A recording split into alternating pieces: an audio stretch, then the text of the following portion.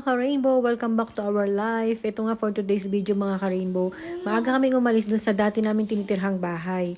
Kasi dadaan kami sa real estate agent para naman sa bagong bahay na uupahan namin dahil pipirma kami ng contract. Nung umalis kami medyo madilim-dilim pa nga. Ayan, papaumaga na. Ayan, haggard na ako kasi pabalik-balik kami mula doon sa dating bahay tsaka sa new bahay.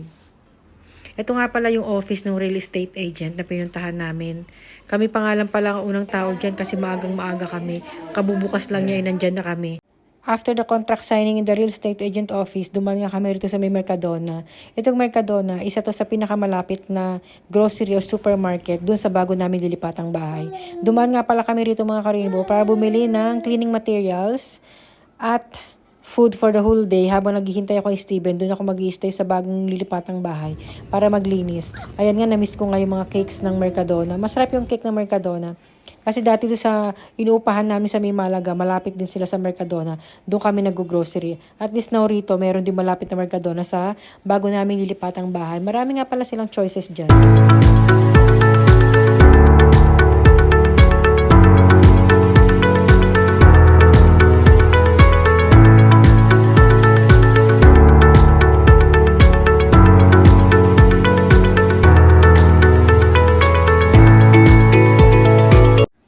Ito, papunta na tayo dun sa bago naming lilipatang bahay. Dito nga pala kami sa may Casa Rubius lumipat.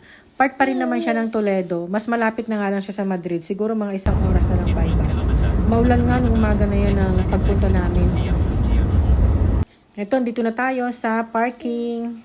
Mabuti nga at may sariling parking. At least hindi mahirap. May pinamili namin na pang cleaning materials kasi maglilinis tayo ng bahay. Ayan.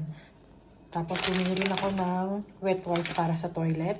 Meron pala kami ng ready-made na pizza. Tapos, bumili ng tubig. Ito, Heinz. Pork and beans. Croissants. Itong bread nila parang pandesal. Ayan o. Tapos, itong parang French bread.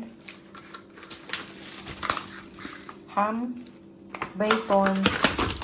And cheese. Ayan, cheese cheddar. Kasi ito, itatry natin kay Bulilit kung magugustuhan niya. Kasi usually, Nestle walang ganitong flavor.